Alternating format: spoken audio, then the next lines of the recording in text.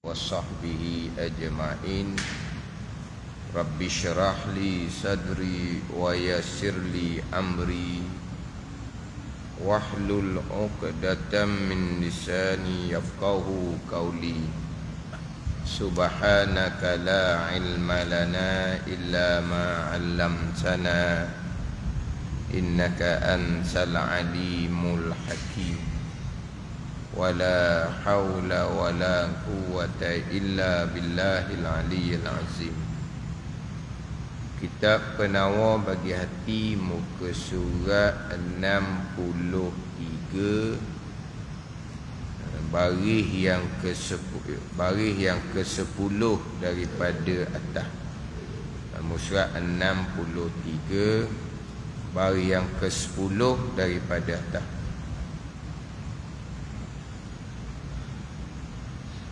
Qala al-muallif rahimahullahu ta'ala wa nafa'ana bi'ulumihi amin. Dan ketahui olehmu bahawasanya, yakni akan bahawasanya makna taubah pada lughah. Makna taubah pada lughah, pada bahasa Arab. Apa makna taubah?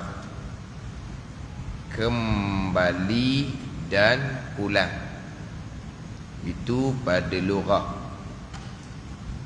Dan pada syarak, atau pada kata pada lughah dan pada syarak, yakni ketahui olehmu bahawasanya makna taubah pada syarak, pada undang-undang agama, ataupun pada syariah, pada undang-undang hukum agama, pada syarak, pada undang-undang Allah Subhanahu wa ta'ala. Taubah pada syarak, barang yang berhimpun padanya, pada barang 3 rukun. Barang yang berhimpun padanya pada barang 3 rukun. Itu dia makna taubah pada syarak.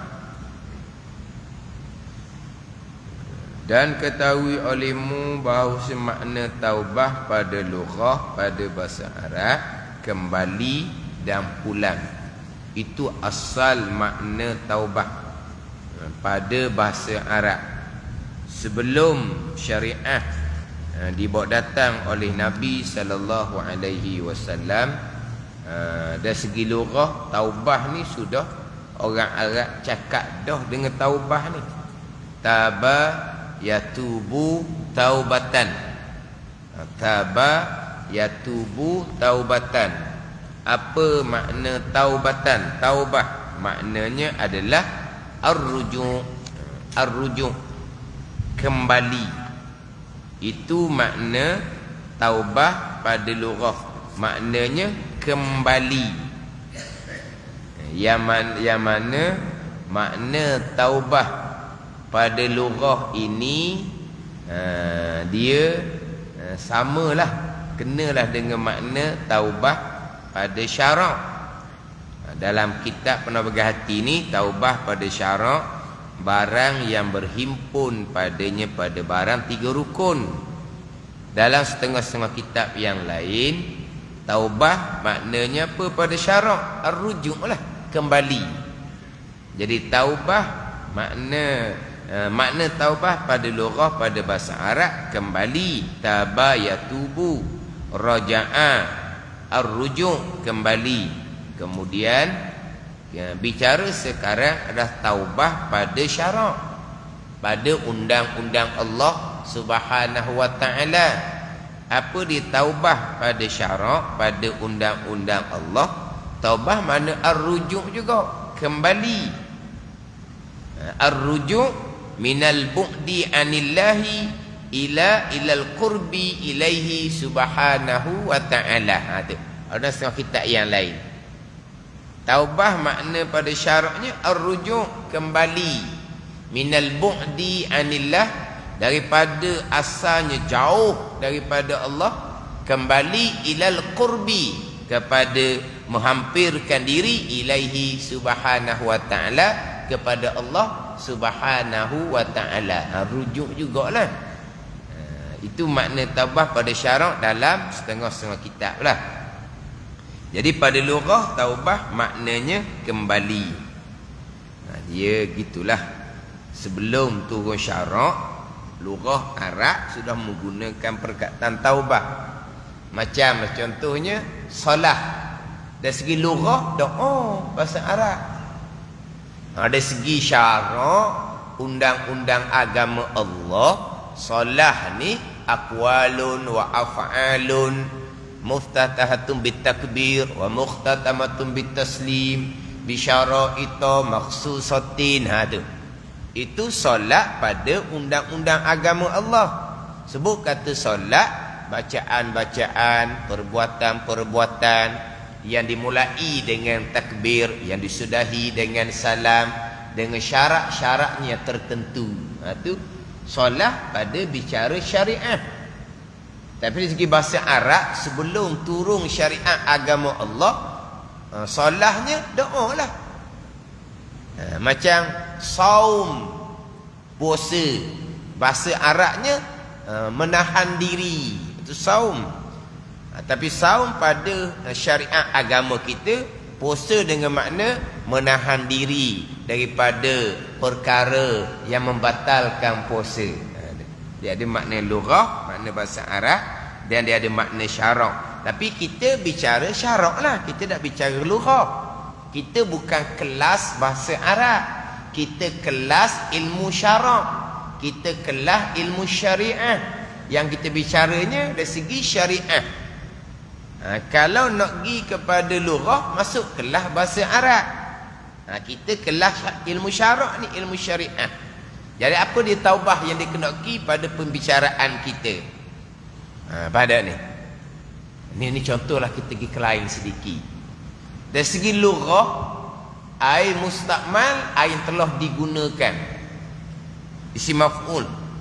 Ai mustakmal, ai telah digunakan. Jangan pakai makna ni. Ini makna bahasa Arab. Kita belajar hukum fiqh, hukum syariah. Apa dia mustakmal pada hukum syariah?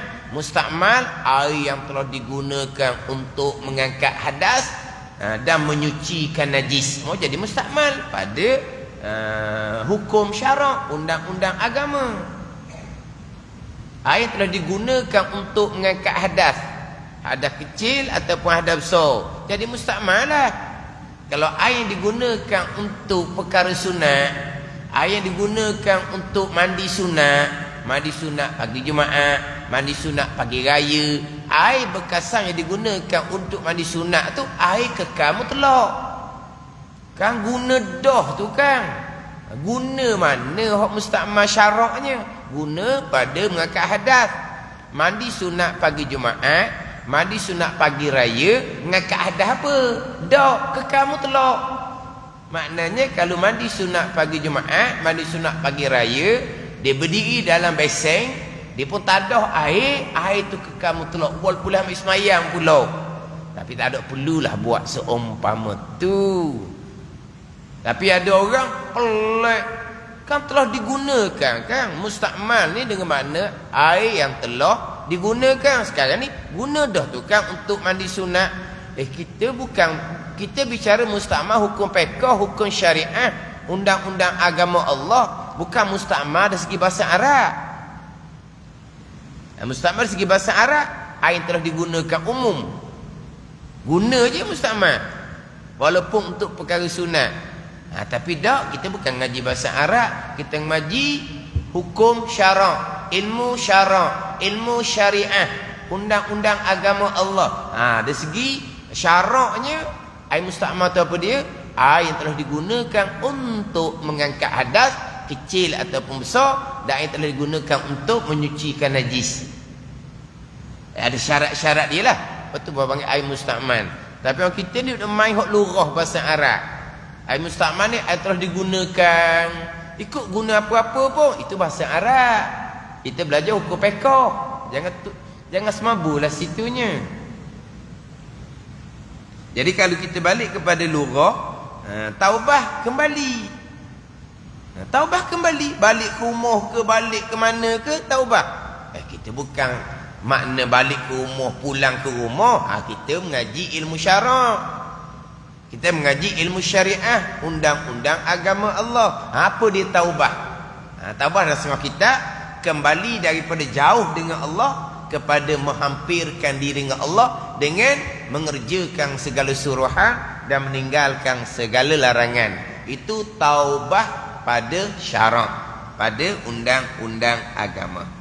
Jadi taubah pada lughah adalah kembali, tabayatubu, taubatan dengan makna ar-rujuk, kembali. Dan pada syarak, ada kitab kita ni, barang yang berhimpun padanya 3 rukun. Berhimpun pada 3 rukun, maka dinamakan taubah pada syarak. Kalau tidak berhimpun 3 rukun ni, tak panggil taubah. Kalau tidak berhimpun 3 rukun ni, tak panggil taubah pada syarak. Tapi dia sudah kembali dah. Dahulu jauh daripada agama, sekarang sudah rupa agama. Lengkap dak, berhimpun dak 3 rukun ni. 3 rukun ni tak tahu, tak ada taubah. Tak panggil taubah tu. Kalau taubah dari segi lughah mungkin boleh lah. Kembali dah.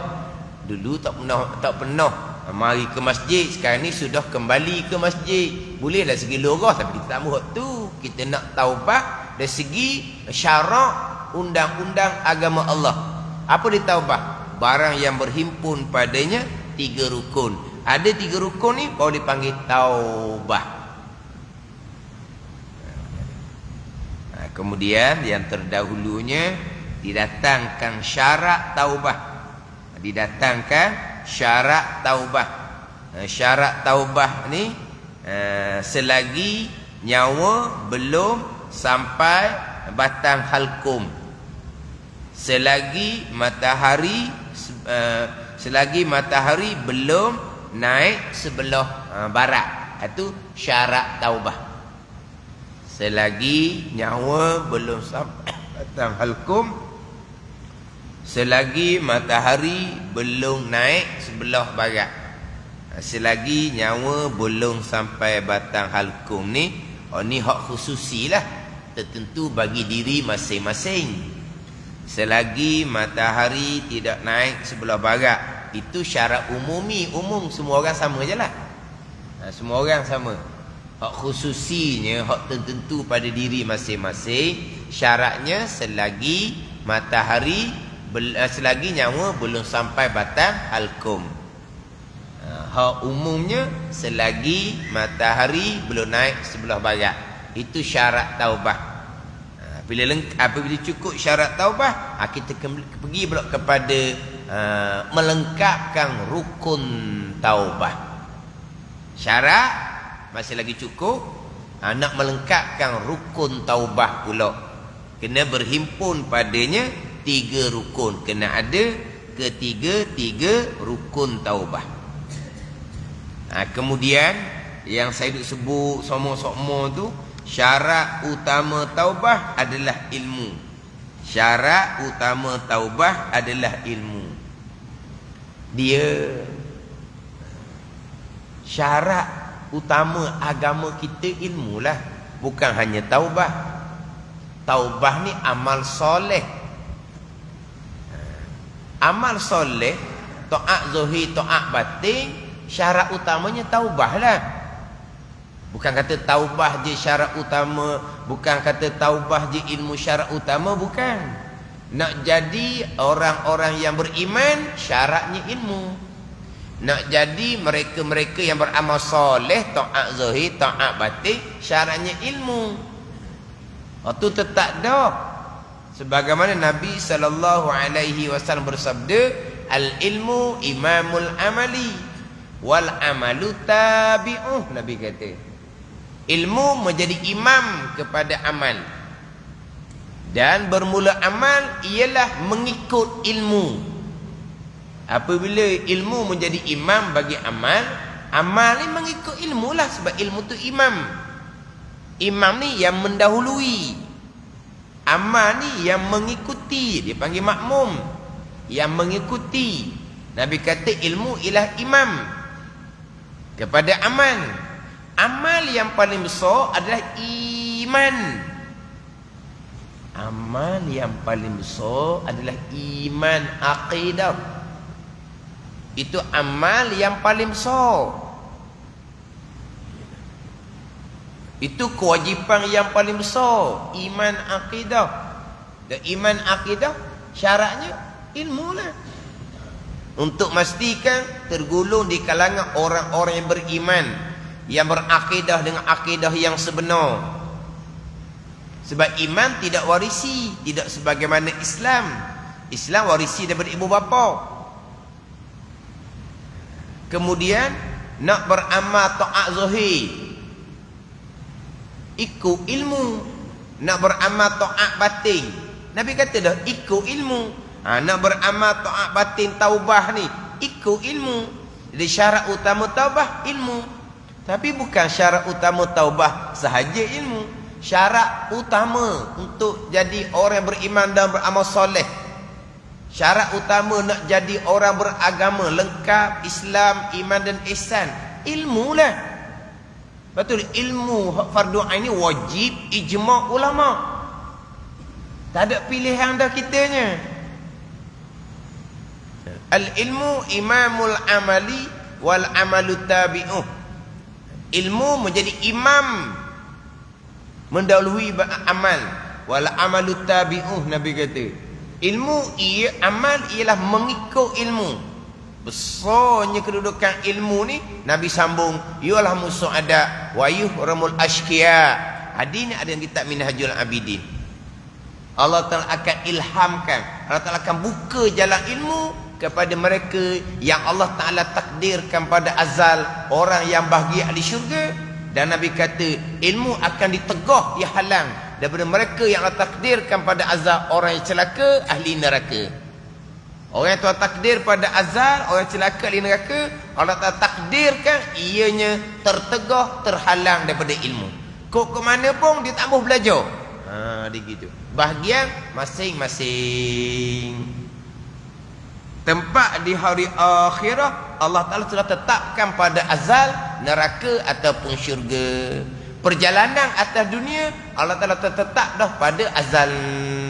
Kalau ditakdirkan pada azal ahli neraka, Allah Ta'ala akan tegah daripada ilmu. Kalau Allah Ta'ala takdirkan pada azal ahli syurga, Allah Ta'ala akan buka jalan ilmu. Bahagian masing-masing, perjalanan masing-masing. Bila Allah Ta'ala beri kekuatan pada kita, ilmu, iman, amal, ilmu, iman, amal, kita kena perbanyakkan kesyukuran kepada Allah Subhanahu wa Ta'ala. Kerana kesemuanya hakikinya la haula wala quwata illa billahil aliyyil azim. Semuanya datang daripada Allah Subhanahu wa Ta'ala. Jadi saya ada ulang semua, syarat utama taubah ilmu. Syarat taubah selagi nyawa tak sampai batang halkum, selagi matahari belum naik sebelah barat. Syarat utama ilmunya kok mana? Ini syarat utama ilmu ni kepada agama tu sendiri. Beriman, beramal soleh tu sendiri. Islam, iman, ihsan tu sendiri. Syaratnya adalah ilmu. Tapi ilmu tidak ada agama. Ilmu agama, hak wajib fardu ain, tauhid, fiqh, tasawuf. Ilmu agama yang wajib fardu ain kita pelajari, tauhid, fiqh, tasawuf. Untuk beramal dengan amal agama, iman dan taat zahir, taat batin. Kemudian kita ni pula sentiasa dalam ilmu, amal. Antara amal yang sentiasa kepada kitanya adalah taubah. Kita sentiasa dengan ilmu, Kita sentiasa dengan amal. Yang kita bicara sekarang amal batin, iaitu taubah. Sembahyang puasa tu amal zahir. Ni taubah amal batin. Ilmu amal. Kalau tuan susung seumpama tu kok, alhamdulillah. Kadang-kadang senang-senang je, mudah-mudah je. Senang, mudah, tenang je. Belajar, beramal. Belajar, beramal. Senang, mudah, tenang je. Mana senang mudah je perjalanan agama ni. Ilmu fardu ain sedikit sahaja. Kalau duk belajar puluh-puluh tahun pondok tu, ilmu fardu kifayah tu. Makna senang, mudah, tenang je agama. Belajar fardu ain, jaga iman, jaga akidah, jaga taat zahir, taat batin. Senang, mudah, tenang je. Terdahulu salah bab iman, segera bertaubat. Terdahulu salah bab ketaatan zahir, melakukan maksiat zahir, bertaubat. Syarat taubat masih lagi cukup. Nyawa belum sampai batang halkum, matahari belum naik sebelah barat. Segera bertaubat. Tuhan ampuni dosa. Tempat dosa Tuhan ganti dengan pahala. Taubat boleh pahala wajib. Kan senang, mudah, tenang je. Kehidupan dunia tak ada terjejah apa pun. Atas dunia senang, tak ada hilang senang atas dunia. Atas dunia mudah je kehidupan, tak ada hilang mudah tu. Dengan kerana belajar ilmu agama, amal agama, iman dan amal soleh, taat zahir, taat batin. Tanggungjawab atas diri saja, tanggungjawab atas keluarga saja. Sebab apa? Tuan ilmu kodoh diri. Bawa diri, bawa keluarga. Senang dia. Senang, mudah, tenang. Bila Allah Ta'ala kurniakan ilmu yang lebih, besar tanggungjawab. Ni. Tak senang dah lah. Besar tanggungjawab. Tapi kita orang kebanyakan ni dah setakat belajar, beriman, beramal. Tahu sikit-sikit, kodoh cerita kepada orang hafid. Gitu je. Tak ada payah-payah ni. Tapi kalau Tuhan jadikan payah, payah nak belajar. Payah. Macam-macam alasan.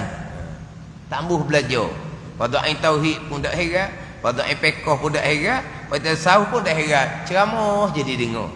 Tu kata bahagian masing-masing. Payah je. Payah. Tuhan jadikan hati dia tak terbuka. Wa may yurid an yudillahu yaj'al sadrahu dayyiqan haraja. Tuhan kata, sesiapa yang Allah Ta'ala menghendaki bahawa Allah menyesat akan sesiapa, kesesatan seseorang adalah datang dari kehendak Allah. Wa may yurid an yudillahu, dan sesiapa yang menghendaki oleh Allah akan bahawa menyesat oleh Allah Ta'ala akan sesiapa, nescaya Allah Ta'ala akan jadikan dadanya sempit, sesak, tidak terbuka pun. Sebut kata belajar, tak terbuka. Sebut kata bab iman, bab akidah, buat kengang-kengang je.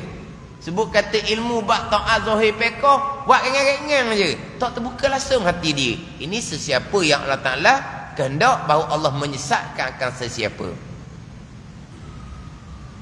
Tapi hak Tuhan buka jalan, tadilah senang, mudah, tenang je. Tak ada cakap banyak. Berjemaah 5 waktu, sentiasa berada di masjid, tapi tak lepas daripada ilmu, iman, amal. Tapi syarat iman dan amal adalah ilmu. Jadi syarat utama taubah adalah ilmu.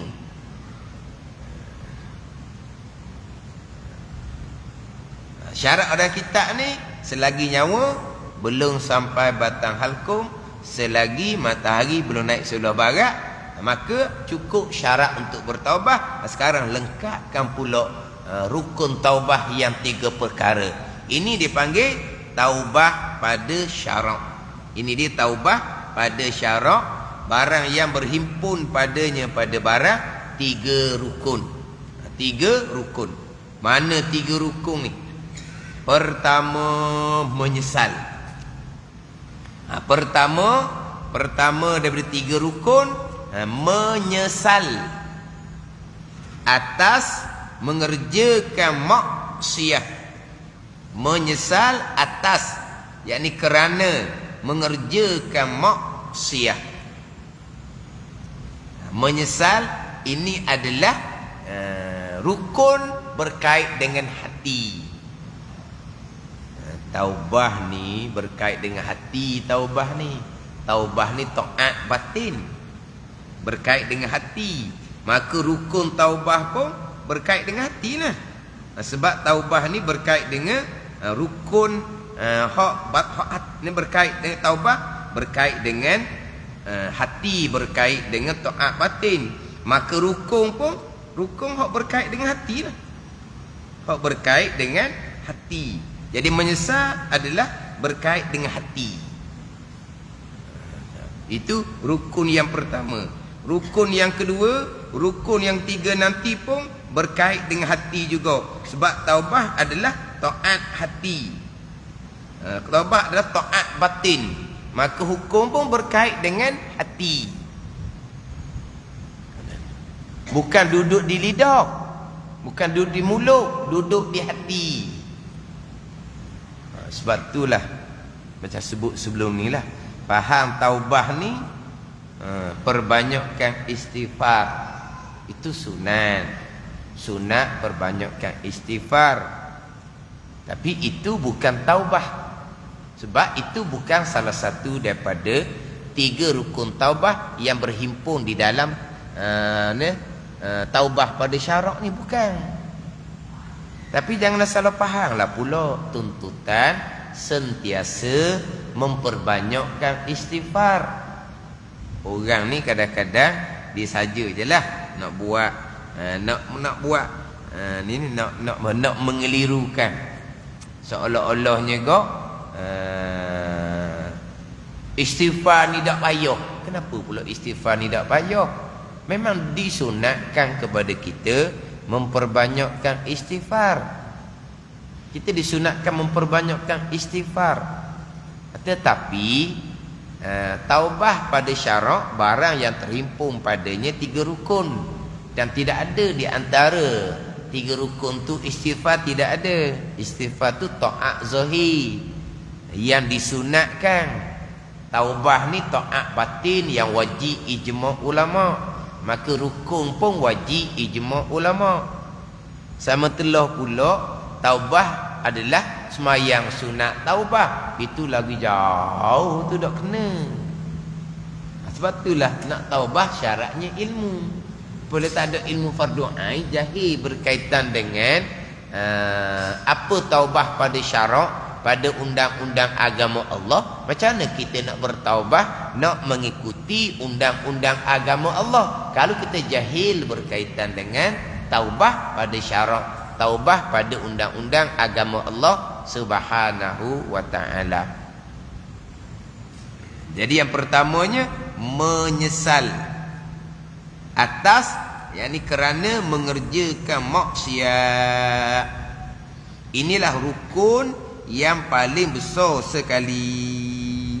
Rukun yang paling besar sekali. Nabi SAW bersabda, at-taubatun nadamah. Bermula taubah ialah menyesal. Menyesal itulah ianya adalah taubah. Jadi menyesal jelah rukun taubah? Tidak. Tapi dia panggil a'zamul arkan, dipanggil. Sebesar-besar rukun taubah adalah an-nadamah, menyesal. Sebagai contoh, Nabi SAW bersabda, al-hajju arafata. Nabi kata, bermula haji ialah wukuf di Arafah. Wukuf di Arafah je ke rukun haji? Tidak, rukun yang paling besar. Lepas tu Nabi kata al-hajju arafata. Haji ialah wukuf di Arafah tu haji. Satu tu je rukun? Tidak, tapi rukun yang utama. At-taubatun nadamah. Taubah ialah menyesal. Taubah ialah menyesal. Jadi menyesal je rukun taubah? Tidak. Tetapi rukun taubat yang paling utama.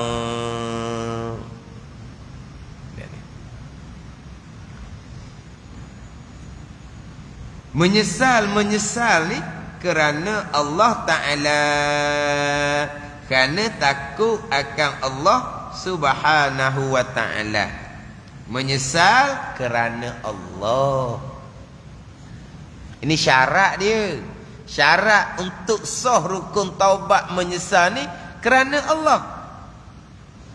Kalau menyesal tapi bukan kerana Allah, tak sah rukun menyesal tu. Sebab syarat dia kena kerana Allah. Menyesal. Kenapa? Kerana habis harta benda. Kerana kuat joli, kuat main judi, siapa ke bankrupt, habis harta benda, anak bini pakat lari belaka, Allah menyesalnya lah.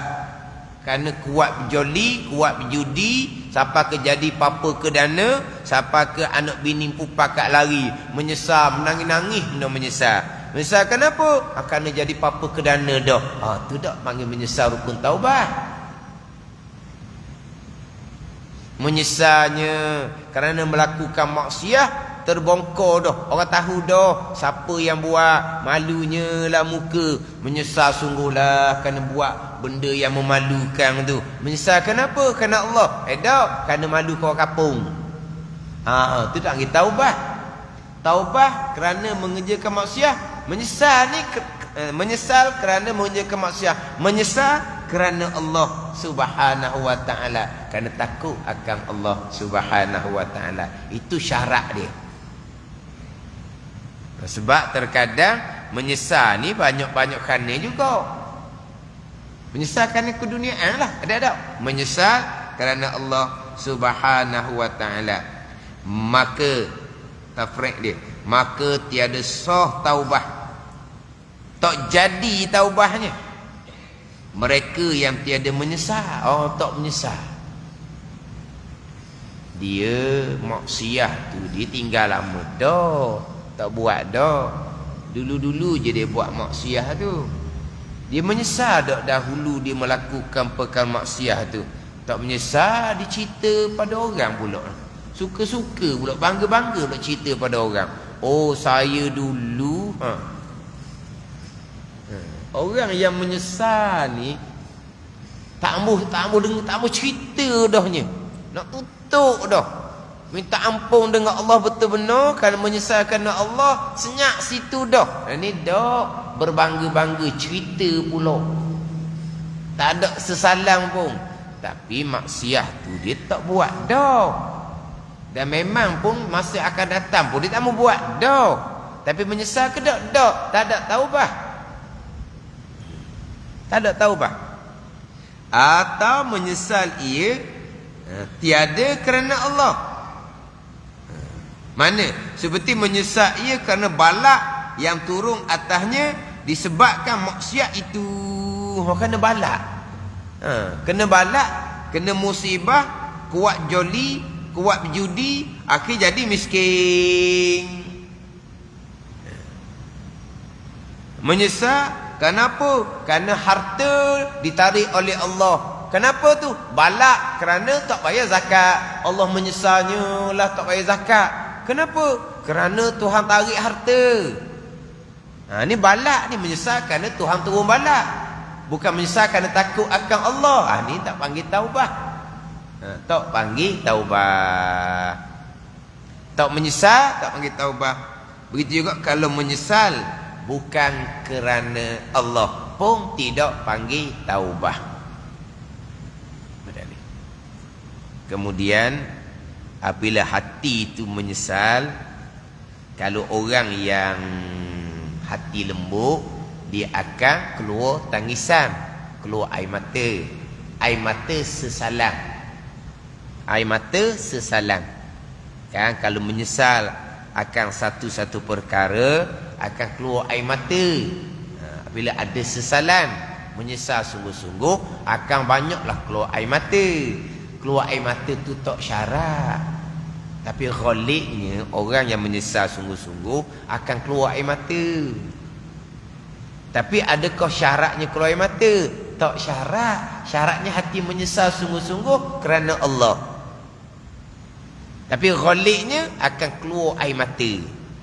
Sebab ada pula selagi tak keluar air mata, tak panggil taubah. Oh, digi hurah gitu. Selagi tak keluar air mata, tak akan dinamakan taubah. Kena keluar air mata barulah dinamakan orang bertaubah. Oh, ya tak. Macam keluar air mata tu wajib lah. Hak wajibnya menyesal. Tapi ghalibnya kebanyakannya apabila hati menyesal sungguh-sungguh akan keluar air mata. Tapi bukan kata syaratnya keluar air mata, bukan. Syaratnya, rukunnya menyesal, syaratnya menyesal kerana Allah. Kerana takut balasan api neraka Allah. Ada orang yang jenis kerah, air mata tak keluar. Tapi dalam hati dia menangis. Begitu. Kan ada orang kan. Ada orang ni mudah keluar air mata. Orang perempuan lah. Ada orang ni payah nak keluar air mata kalau lelaki. Tapi dalam hati dia. Dalam hati dia. Sebab lah. Tapi tak nampak di luar. Dia pendam. Tapi hatinya macam mana? Menyesal sangat-sangat. Taubah dah tu. Tapi ghalib kebanyakannya akan keluar air mata lah. Menyesal sungguh-sungguh kitanya dahulu melakukan perkara maksiat derhaka kepada Allah Subhanahu wa taala. Tambahan pula maksiat derhaka hak paling besar, iaitu maksiat derhaka pegangan terpesong. Hak itulah tak tergambar hak tu. Sesalang yang tidak tergambar. Hak ni orang panggil kat jerit lana lah. Jerit lana. Faham tak jerit lana? Kau panggil apa? Jerit lana. Jerit sungguh-sungguh tu lah. Kalau air mata kedok tu atas masing-masing lah. Jerit lana lah. Rokok suju, akidah salah. Allah bohongnya lah. Siapa hati rokok sujud kepada Allah, pegangan salah. Nak main apa sebenarnya? Nak main apa? Rokok sujud, akidah salah. Nak main apa? Sebab apa tu? Sebab jahil fardu ain, ilmu yang pertama, ilmu yang paling besar, ilmu tauhid, ilmu akidah. Jahil, mengekali jahil ilmu tauhid, rokok sujud, tergamuk. Lepas tu kalau orang jahil ilmu akidah, tak boleh semayang lah. Orang tak cakap gitu. Kena belajar fardu ain akidah, kena semayang. Dah kalau dia tak mau belajar akidah, semayang lah. Dia kena belajar serta dia kena semayang. Itu jawapan dia. Kalau orang buat putar belik, tak payah semayang lah, sebab kita nak belajar akidah. Itu orang putar belik. Ada orang pesen gitu ada juga. Dia putar belik. Oleh kerana tak belajar ilmu tauhid, ilmu akidah, tak boleh semayang. Siapa kata? Semayang satu kewajipan yang lain. Belajar ilmu tauhid, beriman, berakidah satu kewajipan yang lain. Tapi belajar beriman akidah, beriman berakidah, itu hak paling besar sekali. Itu usuluddin tapak agama. Mana bersembahyang tiang agama, tapi tergamuk orang sujud pada Allah serta dengan akidah yang salah. Sedar kemudian memanglah menyesal sangat-sangat, terduduk. Selama ni bohong belakang je. Berjemaah 5 waktu, berakidah tak mau cari, belajar pun tidak. Orang mari ajar berakidah pula, wak musuh pula. Bukan kata nak belajar, wak musuh pula. Kalau gitu kok, dah kita semua ni, kita semua apa? Lah, akidah tak betul belaka, kamu seorang je. Dok, kita tanya dah kawan kita. Memang gitu belaka pegangan salah. Dah tanya kawan hak jahil. Itulah bila jahil ilmu fardu ain, tauhid, tauhid berakidah, berpegang dengan akidah terpesong, ada apalah. Ni bagi orang yang Tuhan sempitkan hati dia. Duduk di masjid berjemaah waktu tapi Tuhan sempitkan hati dia. Wa may yurid an yudillahu yaj'al saddayikan haraja. Siapa yang mendaki oleh Allah akan bawa Allah menyesatkan sesiapa. Allah akan menyempitkan hati dia. Bukan nak belajar. Orang mengajar buat musuh pula. Tapi orang yang Tuhan buka jalan, menyesal sungguh-sungguh. Bukan setakat bertitik air mata lah. Duduk seorang diri tengah-tengah malam kok. Apa? Apa? Bercucuran. Apa? Bercucuran. Sungguh. Dia kata dalam hidup dia, mak ayah dia meninggal pun dia kata keluar air mata lah. Keluar air mata orang lelaki gitulah. Pendam. Keluar air mata jugalah. Ada ni. Pendam. Mak ayah meninggal. Memanglah berair mata. Tapi tak samalah dengan anak perempuan. Anak perempuan kok memang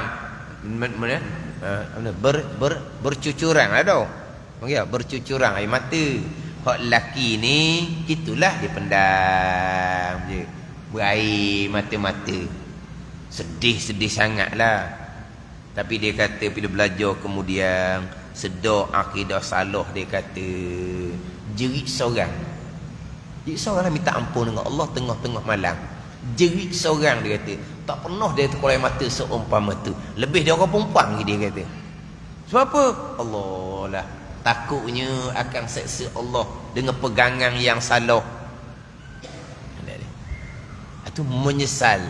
Itu rukun taubah yang utama. Tapi balik pada ilmu lah. Menyesal kerana tinggal semayang masa dulu, kerana jahil buat hukum haid dan nifas. Itu pun samalah. Tinggal semayang kerana jahil hukum haid dan nifas. Kena menyesal sungguh-sungguh.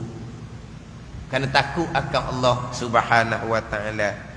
Dahulu dengan riaknya, dengan ujubnya, dengan takaburnya, haram dosa besar belaka tu.